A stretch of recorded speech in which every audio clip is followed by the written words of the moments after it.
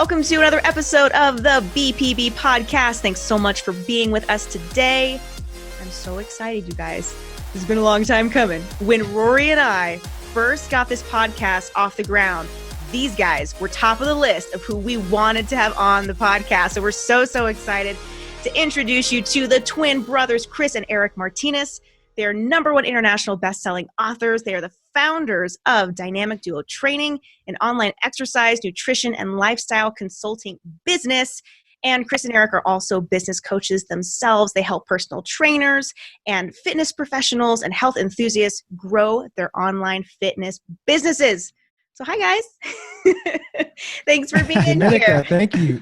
Yeah, thanks so much for that, and just I love the energy. And yeah, this will be a fun episode. There's, like I said before we hit the record button, there's a lot of history, and honestly, I have nothing but gratitude towards both of you guys. I'm sure we'll get into that, but I'm excited. I mean, I don't know if Chris is ready for this. Oh, I'm definitely ready. This guy's trying to steal the show all the time, and I'm ready.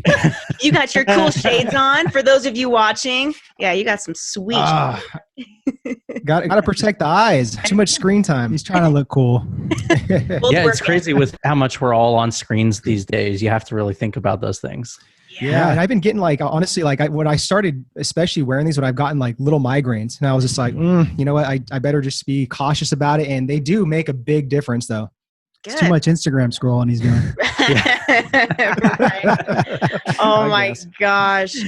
While I've got you here, make sure you like, subscribe, and ring the notification bell. And if you're feeling adventurous, leave us a comment below. Or don't.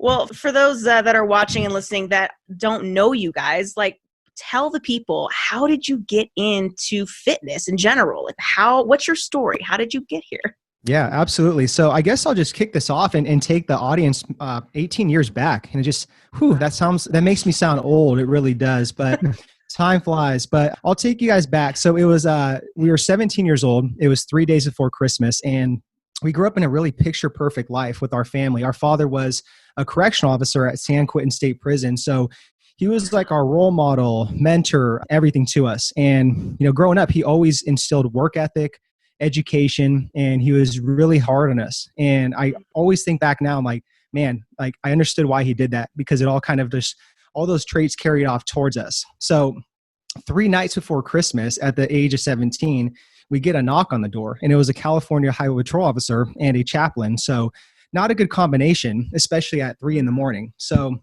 I remember waking up and literally I thought I was in a nightmare, and I never woke up from that nightmare. It was the reality of it. And I saw my mom just screaming bloody murder on her knees at the front door. And they had told her that he passed away, and he fell asleep behind the wheel and he died instantly. So right then and there, our whole life was just turned around. And then 3 months later, my mom's mom died due to cancer. So it was like a ton of bricks just hit our family, especially my mom being married to her husband for 30 years. So I felt like we lost a part of my mom. She wasn't the same person. She didn't know how to deal with that grief and this, all that tragedy. And she turned to alcohol, to antidepressant pills. So Chris and I were just pretty much lost. I mean, our older brother, he went in a different direction, dealing with that, that loss in his own way. So I feel like we only had each other, and thank God for that. But, we went down a dark path as well too. We turned to alcohol. We got into some trouble with the law and everything, things that we weren't, too proud of, but we didn't know any better. We were really lost and just, angry kids. So the thing that really just got us out of that, what I call hell, was going to the gym and just alleviating all that stress and anger, just us working out. That was probably the best medicine. And then we were just going through the motions, just doing our undergraduate stuff, still kind of honoring what our father wanted was to, graduate from college. So we honored that. We just were going through the motions. And then we were just one day flipping through a magazine. It was a muscular development magazine. It was just this guy called Lane Norton. And he was super ripped. He was jacked. And we're just like, wow, this is cool. And he has a PhD in nutrition. We're like, something's gravitating towards us. So Chris reached out to him, and then we actually had the pleasure of just being coached by him and mentoring, and he mentored us. So we were like students, sponges, just soaking up everything for a couple of years. And then one day we had a huge epiphany, and we're like, look, we saw everything he's doing, maybe some of the things he wasn't doing right. And we're like, there's 2 of us. We can start our own business and model this. So we did that. And that was our business called Dynamic Duo Training. So we had that for about 7 years steady, did really well with that, served over 1,000 clients through health and fitness all around the world. And then the last 3 years, we kind of pivoted just completely to B2B coaching for fitness pros, helping them create more income, impact, influence, and independence. And wrote a couple books, did some speaking engagements. And then, I think Chris has like an aspiring beauty bar for eyebrows. For the brows. They are fantastic. I was waiting for it. That's the story, though. Yeah. Wow, guys, what an intense story. But yet you turned such a really sad tragedy into something just beautiful. And it carries on your father's legacy in a really beautiful way. So Yeah, good on thank you you. guys. Yeah. Thank you. We've known each other for about 4.5 years. This was before you guys even started coaching other fitness professionals. My company helped you guys with your books. And what really impressed me right from the very beginning with you guys is the amount of case studies that you guys have for your fitness, for your coaching business. I mean, it's crazy what you guys have been able to do. And I was like, we need the world to know about these guys because they're doing great things. I was just so impressed that you guys were getting those types of results with your clients. And, we've had so many discussions over the years, but the thing that really stood out is how much you guys actually really care about the people you work with. And, I've said that so many times on this podcast. If you care about the results that you're getting other people, your business will flourish. Exactly. Yeah. And that's just one thing, honestly, like we've always really put at the forefront was just taking care of our clients and truly caring. And that's something we teach our fit pros right now. There's an acronym we kind of came up with called HACK, right? HAC. And we teach them, you got to give your clients hope, you got to give them accountability, and you got to give them certainty. So those are the things that are really going to make you, be separated from other coaches or even business professionals out there going into 2021, because just look at everything that we've gone through this past year, as a society, as a nation, right? That is what people need right now is hope, accountability, and certainty. So I appreciate that, Rory. But that's something we've always been machines at, is just like, really helping people out, but then like getting the case studies and the social proof, which is a lot of people, they don't do that type of stuff. And it's something you have to do, is like build your library of case studies and showcase that to the world. Yeah, and I think really quick to add to that, and really quick, thank you for that, Rory. I really appreciate that. But I think at an early age when we started off with this journey, like we were always just, it was never about us. We understood that this business is about serving other people. And for any entrepreneur just starting off, that's something I really, emphasize for you to really understand, is that your business is not about you. It's about the impact and service that you're creating to others. Amen. Excellent. Yeah. Yeah. Seriously. Yeah. I mean, you guys are really driving that point home for all of our listeners who have listened to any other episode. We talk about that a lot. And so it's so wonderful. And I actually remember when Rory first introduced me to you guys, first off, he was like, you have to check this out. We were just scrolling through like all the different case studies, the testimonials, and like legit results. And it's so wildly impressive. And speaking of impressive, like you guys are just blowing up on Instagram. Your social media is just out of control. It's so fun to watch you guys on live, really entertaining stuff. Tell us about social media and how that has helped your business grow, because it seems like it's happened so significantly, especially in the last like 4 or 5 years.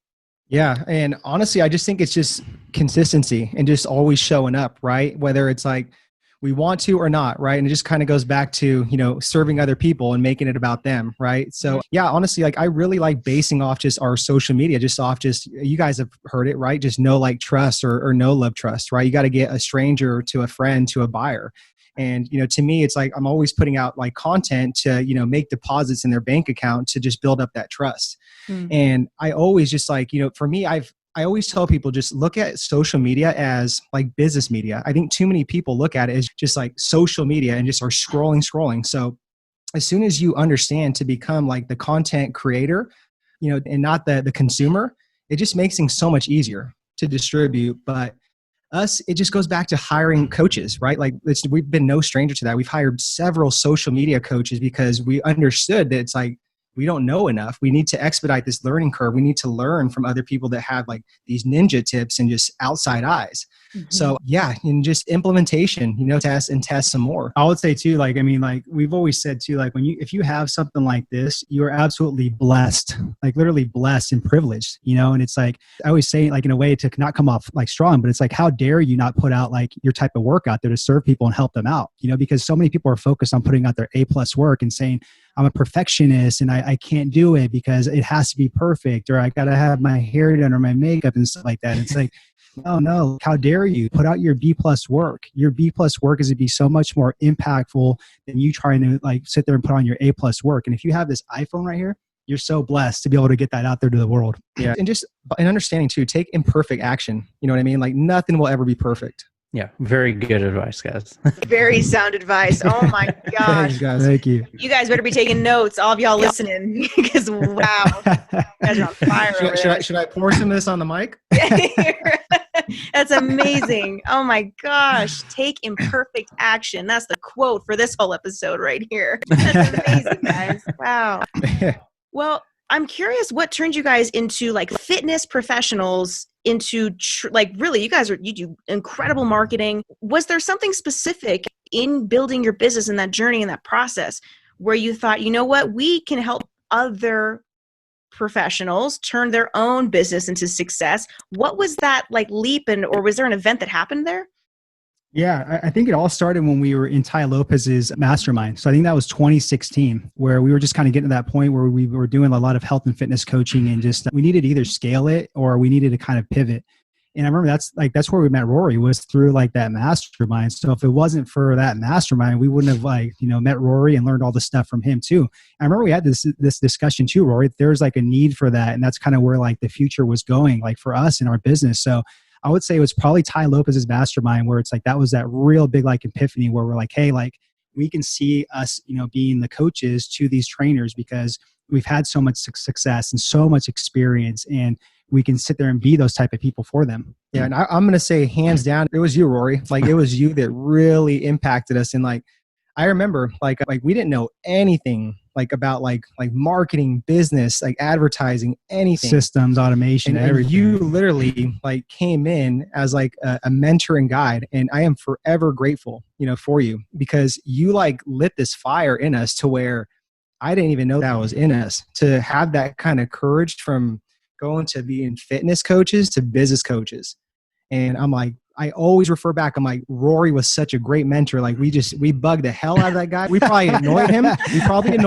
But we were so interested by just like everything that you knew, all your knowledge, all your experience. So I would say I tip my hat to you for that. Absolutely. Well, thank you guys. I appreciate you saying that. But, it's one thing to give you information. It's another thing to take action on it. Yeah. And you guys actually took action on it.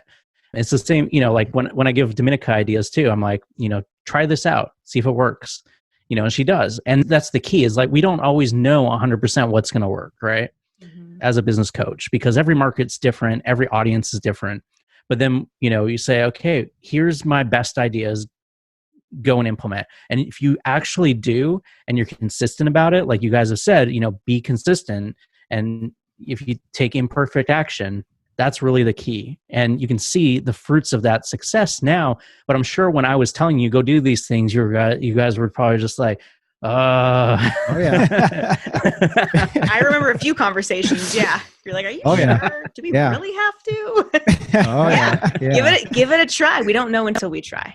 Right. Yeah. Right. And that's the thing. You said it right. It's a huge testing game. It's like nobody has the black and white answer, but some do perceive themselves or position themselves to do so. And that's great. But it's like at the end of the day, you have to just sit there and test things out.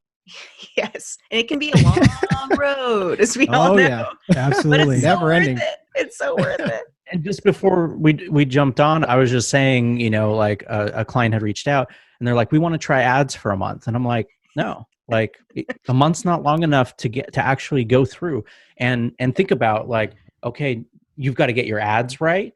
You got to make sure like your images are right, your copies are right, your videos are right. Mm-hmm. That's one aspect, but then your landing pages, your full funnel that people go through, your upsells, are they the correct ones? How's it transitioning into getting you higher ticket clients? Like it's all this, scaling and process to it. Mm-hmm. A month's not, unless you're going to dump 100 grand into your ad budget, it's not going to happen, not with a $500 or $1,000 ad budget. Yeah. And I see where a lot of people make mistakes too. Like that's what our students say too, is like, oh, can we start running ads and stuff? They think that's like the most like magical thing, but we tell them too, like you guys don't even have your personal brands like set up. So like, that's the first thing people are going to do is like, they're going to go to your Instagram or your Facebook profile. If you don't have that primed and that's not positioned the way you want, then they're going to be like, who the hell are these people like trying to sell me something, and it's just going to be kind of money thrown out. Yeah. So what I want to ask is, because you guys have been killing it on Instagram, what are a few strategies that any business owner could use to improve their Instagram marketing? Yeah, that's a great question, and thanks for the comment on that. So I still think we're like, man, like still behind, and we still need like a lot of work to do. But I got to give credit to Eric; he's the one that handles most of the Instagram stuff. So all right, he's on top of it. Finally, he admits it. I'm just kidding.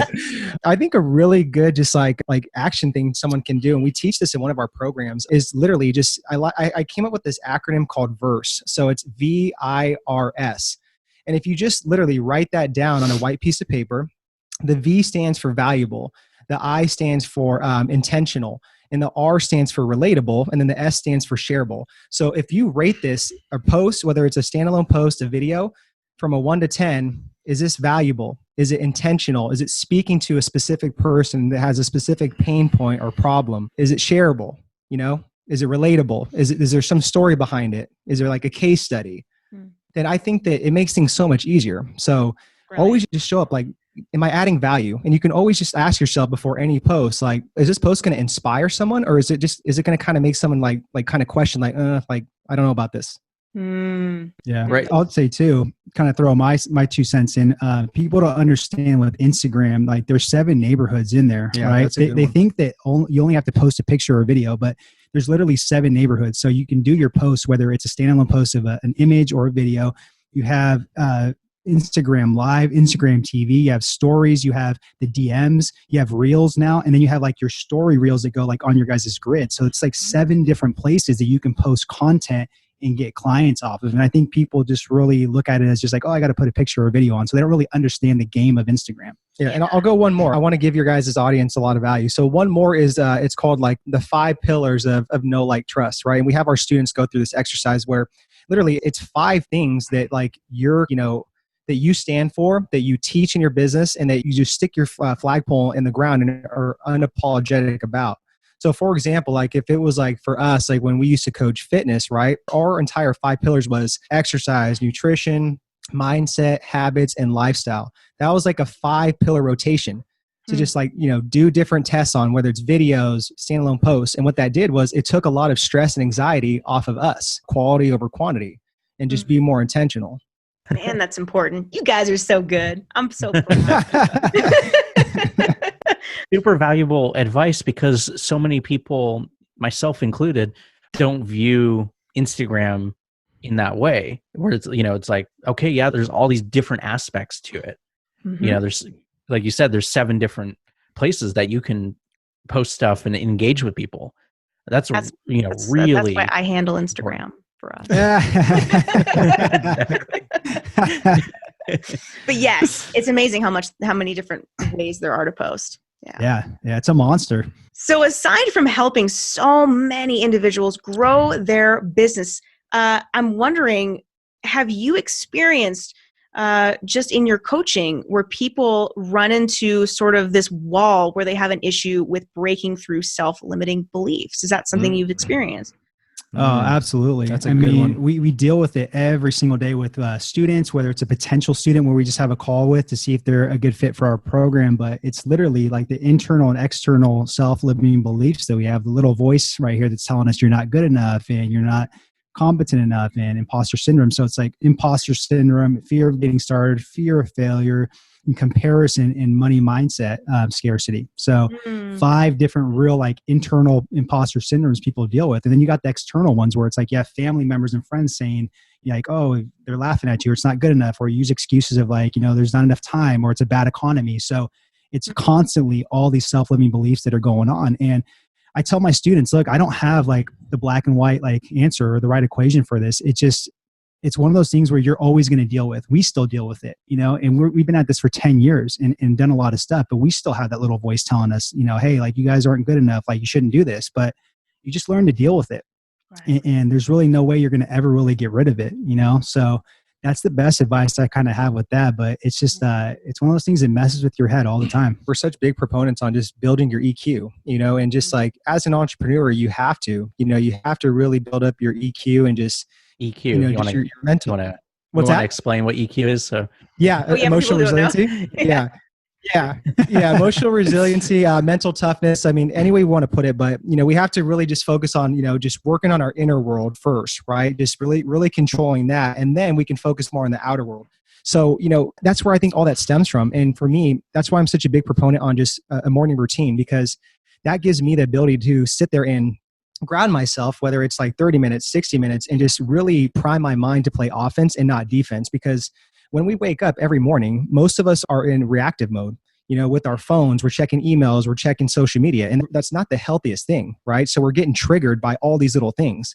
And that's just going to carry over to other things like, hating your job. Maybe you're in a bad relationship. So the sooner we can kind of just like ground ourselves and just like prime our minds to, set out to the world and just go serve others, help people, play offense, not defense, I think that it's going to have such a tremendous carryover, just like you as an entrepreneur in your business.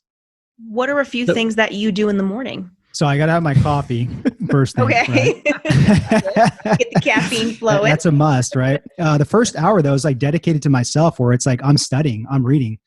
And I'm reading like on anything on business or anything that I'm like really like studying as far as like a skill, whether it's copywriting, storytelling, whatever it is. But that's my hour to myself, to where it's just like very peaceful. It's quiet. I'm studying. I get to get some creative juices going. And I go into maybe like a stretch, a foam roll. I go for a walk to kind of clear my mind. Then I come back and have breakfast. And that's literally like a 90 to 120 minute kind of like time to myself. And then by the time it's 8 o'clock, I'm ready to rock and roll, and if I don't do that, he knows I get very kind of like irritated and just like, hey, like, there's something missing in my day, Twinzilla comes out. You're like, oh man. Oh no. It's horrible. Yeah, it's horrible. What do you do? It's pretty much the same thing, but he wakes up, half an hour earlier? Yeah, like half an hour. Yeah, so I'm like, no, I can't get up that early. I'm good.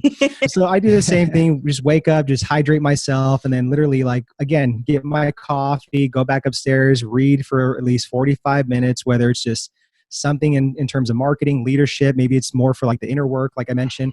And then I like to journal. I like to have like a gratitude journal and just write 3 things I'm grateful for and what's my mantra for the day. And then maybe 5 minutes of meditation. It's hard for me to really focus on anything longer than that. Just really just kind of just like, deep breath, a couple of deep breaths, and just like, what are the intentions for the day? And then just, again, do some stretch work, go out for a walk. And then that's it. Just kind of just get the day started. That sounds so lovely. I have a 2.5-year-old and I can't imagine. And Rory has 2 kids as well. So I'm thinking like, okay, so for those that are listening who have kids, do you have any advice on how to handle that? Ooh. That you just threw us a curveball. Yeah, that's tough. Yep. I mean, try to get up earlier, or I tell people it doesn't have to be in the morning sometimes. Like as long as you have like an hour like throughout that day, maybe it's like midday, maybe it's like a wind down routine, but as long as you have like that me time, whether it's like 30 to like 90 minutes of your time yourself, so you can kind of take care of your needs. I mean, that's the best advice I can give. I don't have kids, so I don't know, but I can only imagine. That's perfect advice. It doesn't have to happen in the morning. I think everybody thinks that. Right. Yeah. Well, you have a little Pomeranian, so that's closer. I don't know. She's something else too. She's the devil. What's her name? The devil. Zoe. Zoe. Uh-oh. Yeah. She's cute. She's cute. She's very cute on camera, but man, she's a little. She knows it too. If you weren't in this profession, what would you be doing right now? I think Eric would still be taking some acting classes in Hollywood. Whoa. Not at all. I'm just kidding. you Hollywood guys looks like it's kind of dead. Well, you guys did I like took some classes there. commercials. I remember it Yeah. was like an Amex commercial or something you guys did. Was it Citibank? Citibank. Oh my goodness. Look And at there's you a guys. PlayStation one too. Right. So, I was watching it on TV and stopped it and was like, what? Chris and Eric? That's funny. Perks of living in LA. Yeah. That's amazing. Oh, I remember though, we would always tell Rory like, hey, we're going on auditions and this and that. So yeah, that was for a long time. Wow. Oh my God. You guys got out of doing that then? Yeah, and Yeah. especially when the pandemic hit, there was just like it was just done. And for us, it was just one of the big blessings. We said, like, we've gotten asked this question a couple of times in other podcasts, are like, what's the biggest like blessing, just like that you recognize, like through this pandemic? And we said just kind of like the simplicity of life, and just how we were just like going 100 miles an hour living in LA, and it was good for the time being. It was a good experience, but thinking back, I mean, it was extremely overwhelming, and just I don't think we could have kept up with that and had the bandwidth and to at least get our business to where we are now. So yeah, just going from auditions to being in traffic, going to the gym, to doing in-person interviews, it was just a lot, to where I just think back, I'm like, wow, like how the heck did we do that? Yeah, that LA traffic is killer. Brutal. So Like brutal. I remember I had a job in LA and I was living in Orange County, and it took 2.5 hours just to get to my job. Yeah. Like that was such crazy. a waste. Yeah. I was Right. like, and you're right. Everything goes so fast there. Yeah.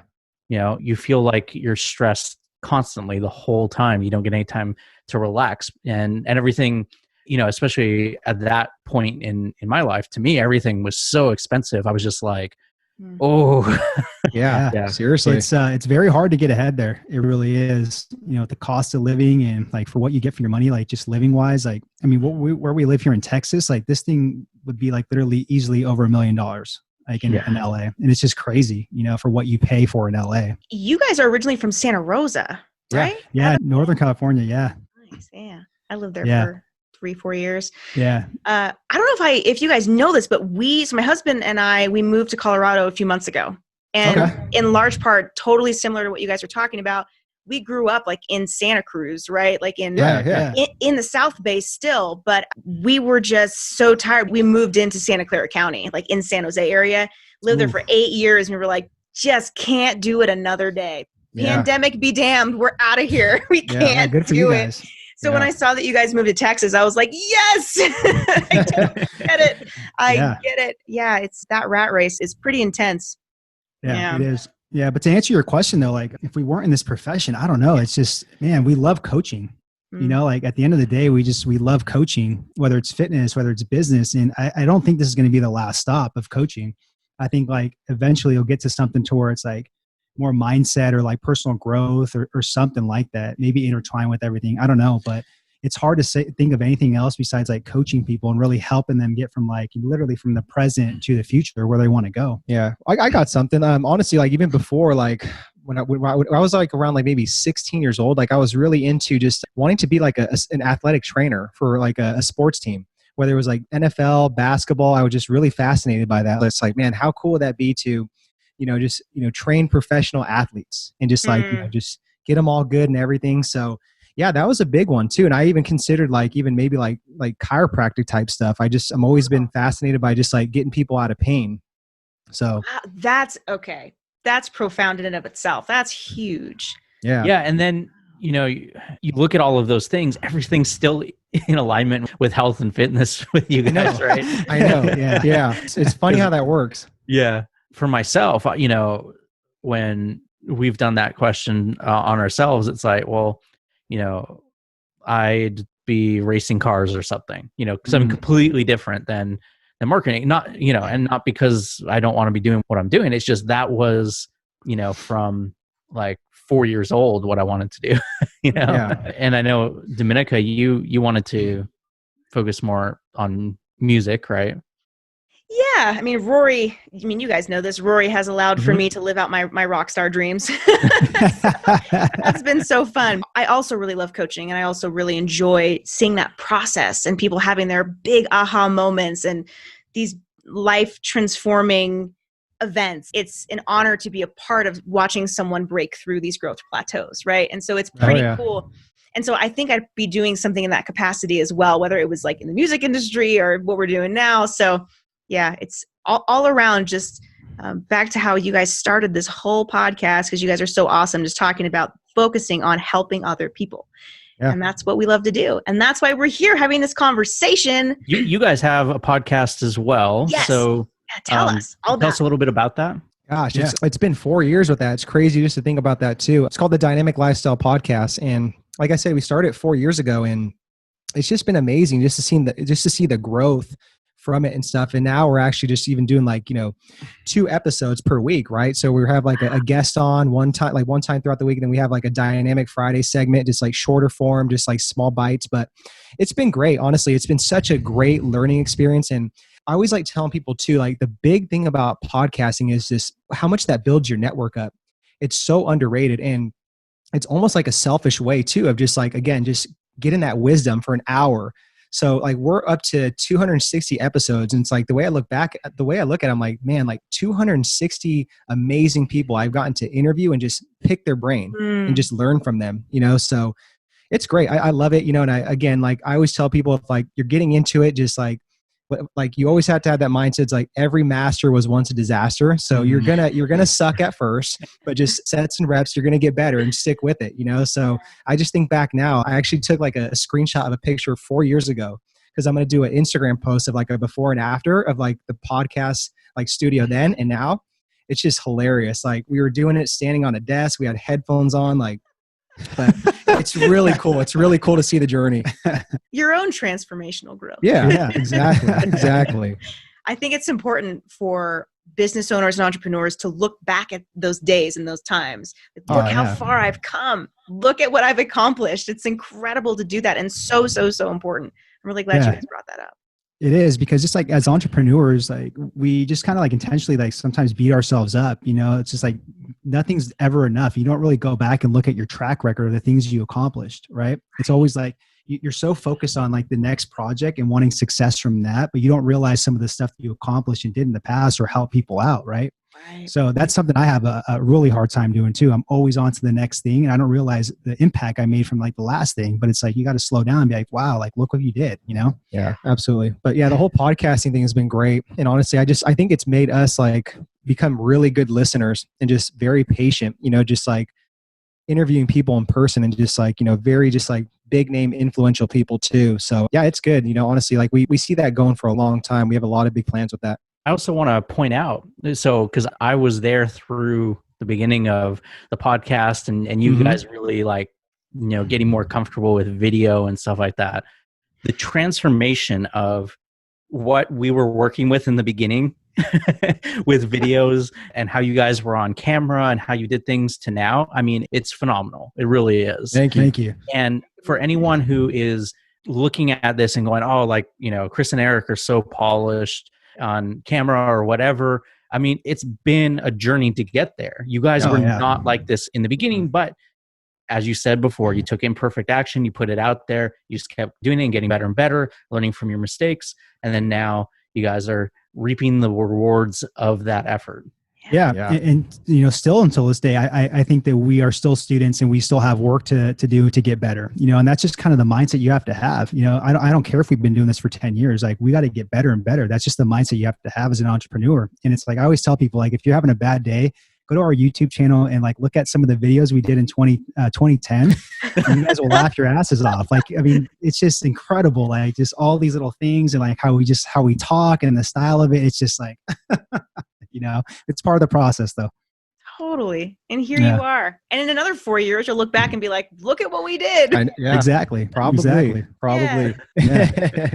Well, guys, this has been so awesome. Thank you again for taking the time with us. I believe you have a special offer for our listeners. You want to tell us what that's all about? Absolutely. Yeah. So we're giving out our book. It's called Rise of the Fit Pros, How to Create More Income, Impact, Influence, and Independence. And it's obviously tailored for a fitness professional or aspiring just like, personal trainer or anyone in that coaching realm. But I always tell people too, there's a lot of good information in there and value and frameworks and concepts when it comes to marketing, branding, social media, all that stuff, to where anybody can really get value from it. So we're giving out the digital version and the audio version completely free. So you guys can get a copy of that at dynamicfitpros.com/free book. Awesome. And how can people get connected with you guys if they want to follow you on all your awesome socials? Absolutely. Just Instagram probably is like the best place, at Chris and Eric Martinez. Check out our podcast, Dynamic Lifestyle Podcast. And then, I think that's it. Awesome. And we will have all the links for you guys in our show notes. So you'll be sure to check all those things out. Trust me, you really want to connect with these guys. They are phenomenal. Thank you so much again for being here. And I would love to have you guys back in the near future to see what you're up to soon. So thanks.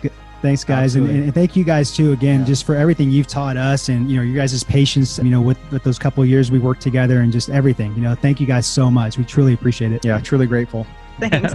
Very happy to be a part of your successes and helping you get there. And thank you guys for coming on the podcast today. Absolutely. Thanks, Rory. Thanks, Dominica. Bye. Hey, thanks so much for joining us. On the next episode of the Big Picture Business Podcast, I make a crazy statement. Organic marketing is dead. Is that just clickbait or is it true? You're going to have to tune in to find out. So in the meantime, make sure to leave us a review on Apple Podcasts. It actually does help us with the podcast to reach a larger audience. So we'll see you in the next one. Hey there, remember to like, subscribe, and be sure to ring that notification bell to receive a new episode every Tuesday. See you next week.